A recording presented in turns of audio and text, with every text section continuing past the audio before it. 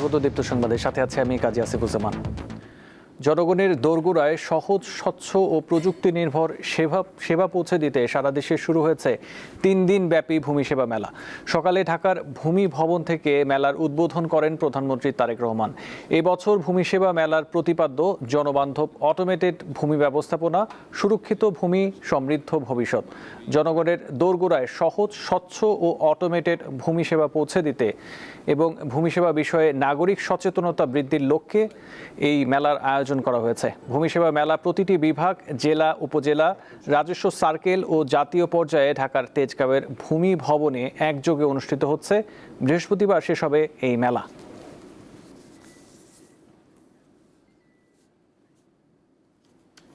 প্রযুক্তিগত উন্নয়নের সাথে সাথে ভূমি ব্যবস্থাপনাও আধুনিকরণ হয়েছে।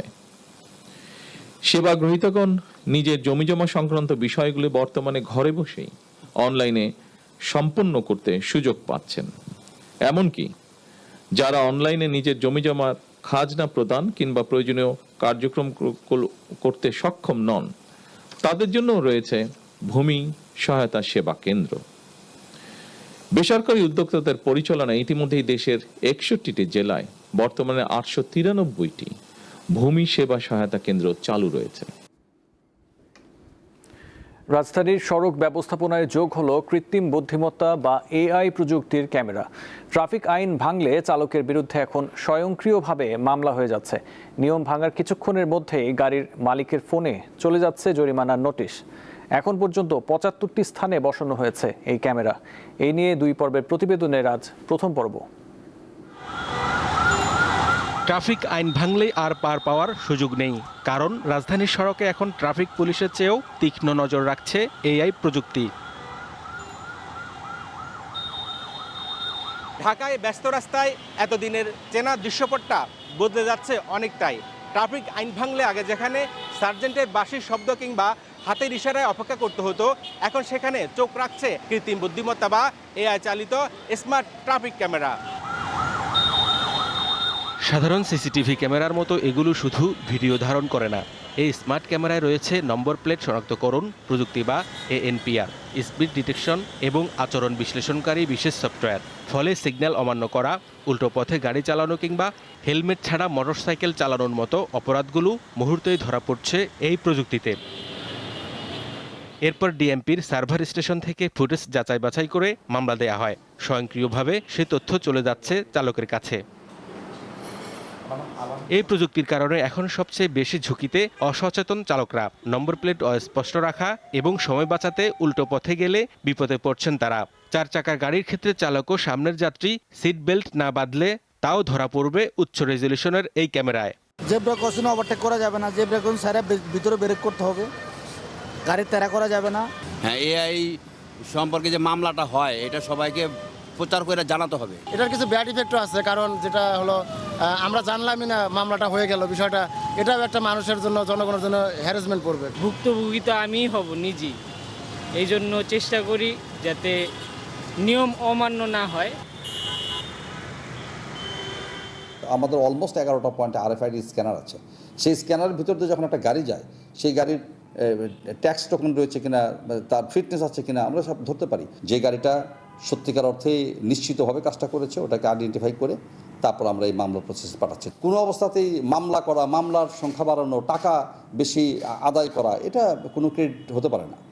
আমরা যেটা চাই সেটা হচ্ছে মানুষজন একটু আইন মানুক, সড়কে একটু শৃঙ্খলা আসুক। বিভিন্ন গতির ভেহিকেল, বিভিন্ন সাইজের ভেহিকেল যখন চলবে তখন অনেক ক্ষেত্রে দেখা যাবে যে যিনি রুলস ভায়োলেশন করছেন তাকে হয়তো ডিটেক্ট না করে অন্য একটা ভেহিকেলে ডিটেক্ট করে ফেলতে পারে। আমরা RFID ট্যাগটা যদি ইনস্টল করতে পারি শতভাগ ভেহিকেলে, এবং যদি আমরা কাগজপত্র এবং ডেটাবেস সংক্রান্ত বিষয়গুলো যদি সমাধান করা যায়, তাহলে দেখা যাবে ভালো আউটপুট পাবো। আদারওয়াইজ দেখা যাবে যে একজনের ভুল অন্যজনের কাছে মামলাটা চলে যেতে পারে। তবে এআই মামলার কারণে ইতিমধ্যেই সড়কে কিছুটা শৃঙ্খলা ফিরেছে বলে জানায় পুলিশ।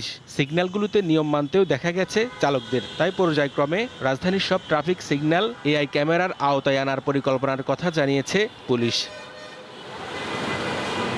কর্তৃপক্ষ বলছেন এআই ক্যামেরা মূলত চালকদের শাস্তি দেওয়ার জন্য নয়, বরং সড়কের শৃঙ্খলা ও দীর্ঘমেয়াদী নিরাপত্তা ফেরানোর একটি আধুনিক প্রয়াস। তবে এই প্রযুক্তির সুফল তখনই মিলবে যখন জরিমানা এড়ানোর চেয়েও সড়কে নিয়ম মানাকে চালকেরা নিজেদের দায়িত্ব বলে মনে করবেন। হেদায়েতুল্লাহ সীমান্ত, দীপ্ত সংবাদ, ঢাকা। ঈদুল আজহা সামনে রেখে চুয়াডাঙ্গার পশুহাটগুলোতে উপচে পড়া ভিড়। জেলার 9টি হাটে প্রতিদিনই বাড়ছে গরু ছাগলের আমদানি। খামারি ও ব্যবসায়ীরা বলছেন এই বছর গরুর দাম ভালো, তবে ক্রেতাদের অভিযোগ এবার গরুতে গুনতে হচ্ছে অতিরিক্ত টাকা। দরদামে চলছে বেচাকেনা। এটি চুয়াডাঙ্গার জেলার দৃশ্য। ডুগডুগি, শিয়ালমারী, মুন্সিগঞ্জ ও আলমডাঙ্গা সহ 9টি হাট বসেছে কোরবানির পশুর। সকাল থেকে জেলার বিভিন্ন এলাকা থেকে ট্রাক, পিকআপ ও ভ্যানে করে পশু আনছেন খামারি ও ব্যবসায়ীরা। 11 মে থেকে শুরু হয়েছে কোরবানির পশুর 9টি হাট। এর মধ্যে 4টি স্থায়ী হাট রয়েছে। বড় বড় খাসি চাল 2টা 21,040 টাকা কেনা হয়েছে। আমি নিয়ে আসছি 8টা, 2টা বিক্রি করছি আর 6টা আছে। হাটগুলোতে ঢাকা, চট্টগ্রাম সহ দেশের বিভিন্ন এলাকার ব্যবসায়ীরা আসছেন পশু কিনতে। জেলার বাইরের বেশিরভাগ ব্যবসায়ীরা হাটে উপস্থিত হওয়ায় এবার পশুর দাম কিছুটা বেশি। এতে কিছুটা চাপে পড়েছেন স্থানীয় ক্রেতারা। একটু আগে ভাগে গরু কিনলাম আর কি, যে একটা কুরবানির জিনিস আগে ভাগে পুষবো, একটু মহব্বত আসবে। এখন গরুর দাম এখানে আসি দেখি দাম দিন দিন বাড়তেছে আর আমাদের বেচা কিনা কম। কেবল হাট রানিং হয়েছে ভাই, সামনে হাট থেকে আশা করে এছাড়া ভালো হবে ভাই। জেলা প্রাণী সম্পদ বিভাগ জানায় 4 উপজেলায় 10,000-এর বেশি খামার রয়েছে। কোরবানির জন্য প্রস্তুত 2,02,239টি পশু।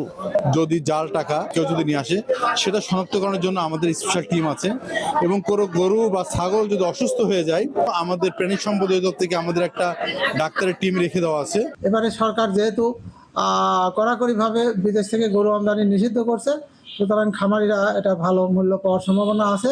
তিনি আরও জানান, চাহিদার অতিরিক্ত প্রায় 71,000-এর বেশি পশু প্রস্তুত রয়েছে, যা স্থানীয় চাহিদা মিটিয়ে দেশের বিভিন্ন জেলায় সরবরাহ করা সম্ভব হবে। সাদিয়া চৌধুরী, দীপ্ত, বার্তাকক্ষ। বান্দরবানে দিন দিন বাড়ছে নানা জাতের বিদেশি আমের চাষ। থাইল্যান্ডের কিং অফ চাকাপাত, চিয়াংমাই, জাপানের মিয়াজাকি, রেড পালমার সহ নানা প্রজাতির দামি বিদেশি আম চাষ করে সফল হয়েছেন কৃষকরা। সূর্যের ডিম নামে পরিচিত মিয়াজাকি বিশ্বের সবচেয়ে দামি আম। এটি জাপানের একটি জাত। খেতে সুস্বাদু এই আম আন্তর্জাতিক বাজারে লাল আম নামেও পরিচিত।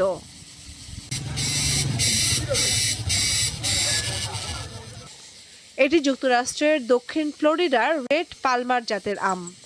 বিশ্বের অন্যতম সুস্বাদু ফল হিসেবে বিবেচিত। পাকলে লাল হয় আর পরিপক্ক হওয়ার আগে বেগুনি রং ধারণ করে এই আম। থাইল্যান্ডের কিং অফ চাকাপাত জাতের প্রতিটি আমের ওজন 800 গ্রাম থেকে 1.5 কেজি পর্যন্ত হয়ে থাকে। পাকা অবস্থায় হালকা হলুদ আমটি স্বাদে মিষ্টি, দারুণ ঘ্রাণ ও আঁশমুক্ত। থাই জাতের উন্নত মানের আম চিয়াংমাই, ওজন 300 থেকে 450 গ্রাম। ঝাঁঝালো ঘ্রাণের এই আম খেতে খুব মিষ্টি ও সুস্বাদু, ফলনও বেশ ভালো হয়। এছাড়া ডকমাই, বেনানা, ব্রুনাই কিং, চিয়াংমাই সহ রং বেরঙের বিদেশি নানা জাতের আম ঝুলছে বান্দরবানের পাহাড়ে পাহাড়ে। আবহাওয়া ও পাহাড়ের মাটি এসব আম চাষের উপযোগী, তাই স্থানীয়রা ঝুঁকছেন বিদেশি আম চাষে। এই যে ব্রুনাই কিং, এটা হচ্ছে আপনার 3 থেকে 4 কেজি পর্যন্ত হয় আমাদের এখানে এই একটা ফল। আমার বাগানে 18 প্রকারের দেশি এবং বিদেশি জাতটা বেশি থাকে। 18 প্রকারের আম আছে। অনেকজন চাষাবাদ করার জন্য শুরু করতেছে এখন বিদেশি আম। আশা করি আমরা বিদেশি রপ্তানি করার জন্য আমরা সময় মতো পরিচর্যা থেকে শুরু করে সবকিছু আমরা চেষ্টা করব। আম চাষিদের দাবি, কোনো ধরনের কীটনাশক ব্যবহার করা হয় না এই আম গাছে। বাজারজাতকরণ ঠিক মতো করতে পারে তাহলে ক্রেতারাও এখানে ওই বিষমুক্ত যেটা আর কি অর্গানিক আম আমাদের এখান থেকে নিতে পারবেন। বিদেশি জাতের আম চাষে কৃষকদের উদ্বুদ্ধ করতে কাজ করে যাচ্ছে স্থানীয় কৃষি বিভাগ। তিনি জানান, এবার 10,500 হেক্টর জমিতে আম চাষ হয়েছে। উৎপাদনের লক্ষ্যমাত্রা ধরা হয়েছে 1,26,000 মেট্রিক টন। কামরুন নাহার, দীপ্ত, বার্তাকক্ষ। অস্ট্রেলিয়ার সিডনিতে স্ত্রী ও 2 শিশুকে হত্যার অভিযোগে বাংলাদেশি বংশোদ্ভূত সুমন আহমেদ নামে এক ব্যক্তিকে গ্রেপ্তার করেছে নিউ সাউথ ওয়েলস পুলিশ। নিহত 2 শিশুর বয়স 12 ও 5 বছর। দ্য গার্ডিয়ান জানিয়েছে, স্থানীয় সময় সোমবার সন্ধ্যায় ক্যাম্প বেলটাউন এলাকায় নিজ বাসা থেকে নিজেই পুলিশে ফোন করেন 47 বছর বয়সী সুমন। পুলিশ ঘটনাস্থলে গিয়ে বাসা থেকে নারী ও 2 শিশুর মরদেহ উদ্ধার করে। ঘটনাস্থল থেকেই তাকে আটক করা হয়। পুলিশ জানিয়েছে, নিহতদের শরীরে ভয়াবহ ধারালো অস্ত্রের আঘাতের চিহ্ন মিলেছে। শিশু দুটি বিশেষ চাহিদা সম্পন্ন ছিল। সুমন আহমেদ 2 সন্তানকে দেখাশোনা করতেন আর মা চাকরি করতেন। তবে পুলিশ এখনও নিহতদের পরিচয় প্রকাশ করেনি।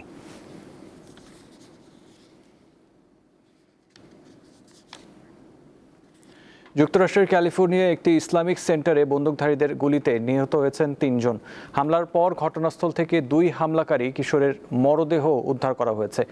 আল জাজিরা জানিয়েছে, স্থানীয় সময় সোমবার দক্ষিণ ক্যালিফোর্নিয়ার ক্লেয়ারমন্ট এলাকায় অবস্থিত ইসলামিক সেন্টার অফ সান ডিয়েগোতে এই হামলার ঘটনা ঘটে। কর্তৃপক্ষ জানিয়েছে, সন্দেহভাজন বন্দুকধারীদের একজনের বয়স 17 আর একজনের 19 বছর। তাদের গুলিতে ওই ইসলামিক সেন্টারের একজন নিরাপত্তা কর্মী সহ 3 জন ঘটনাস্থলেই নিহত হন। হামলার পর 2 সন্দেহভাজন বন্দুকধারীকেও মৃত অবস্থায় পাওয়া যায়। তারা আত্মহত্যা করেছে বলে ধারণা করছে পুলিশ। ঘটনাটিকে হেইট ক্রাইম বা বিদ্বেষজনিত অপরাধ হিসেবে তদন্ত করা হচ্ছে। হামলায় ইসলামিক স্কুলে থাকা শিশুদের কেউ আহত হয়নি। এই ঘটনার পর নিউ ইয়র্ক পুলিশ বিভাগ শহরের বিভিন্ন মসজিদে নিরাপত্তা জোরদারের ঘোষণা দিয়েছে।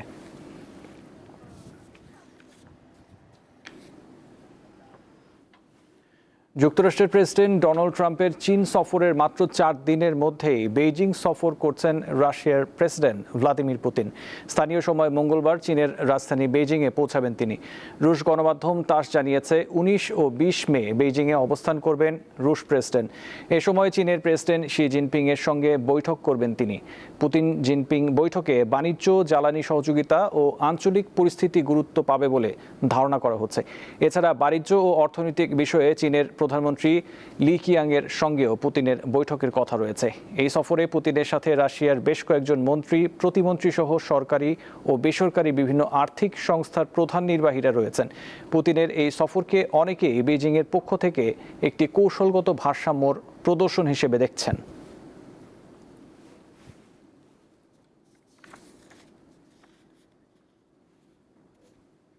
আজ ইরানে বড় হামলার পরিকল্পনা করেছিলেন যুক্তরাষ্ট্রের প্রেসিডেন্ট ডোনাল্ড ট্রাম্প, কিন্তু উপসাগরীয় মিত্র দেশগুলোর অনুরোধে পরিকল্পিত হামলা স্থগিত করেছেন তিনি।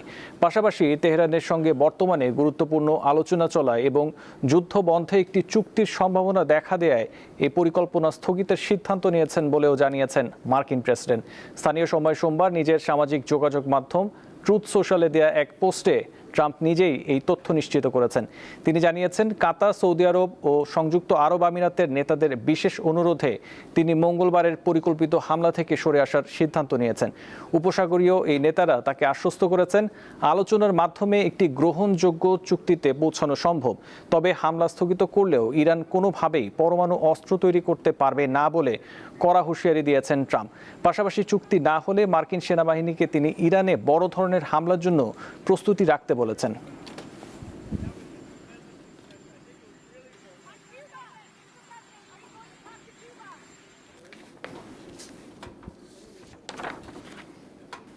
নানা নাটকীয়তা শেষে নেইমারকে নিয়ে 2026 বিশ্বকাপের 26 সদস্যের চূড়ান্ত স্কোয়াড ঘোষণা করেছে ব্রাজিল।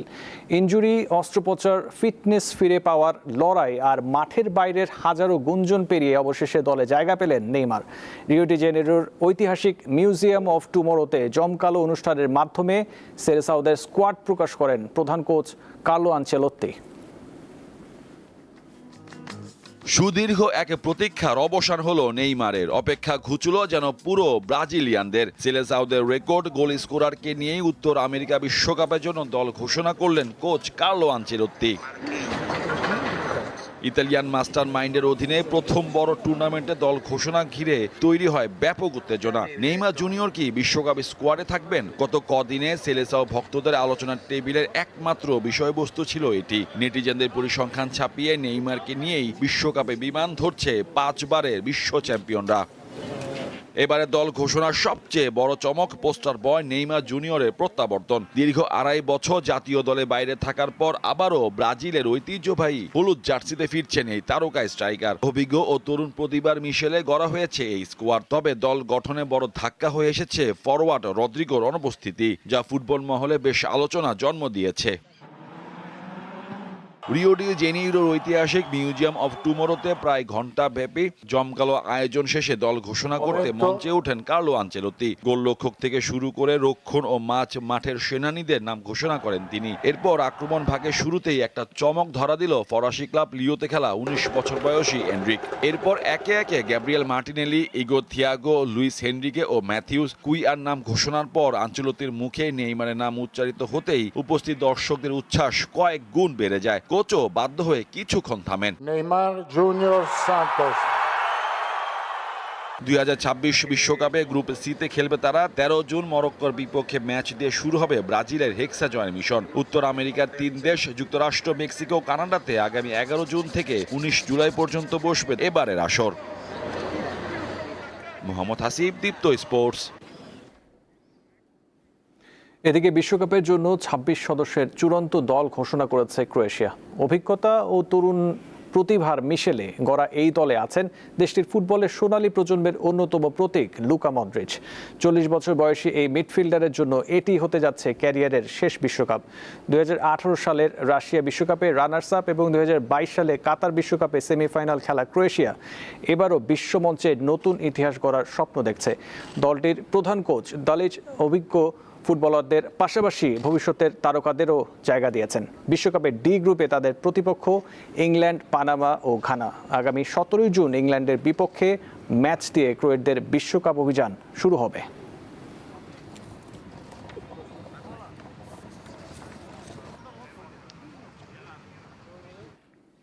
এই ছিল এখনকার মতো। পরবর্তী সংবাদ 2টায় দেখার আমন্ত্রণ রইল। এছাড়াও তথ্য বিনোদনের জন্য চোখ রাখুন দীপ্ত টিভি ডিজিটাল প্ল্যাটফর্মগুলোতে। ধন্যবাদ।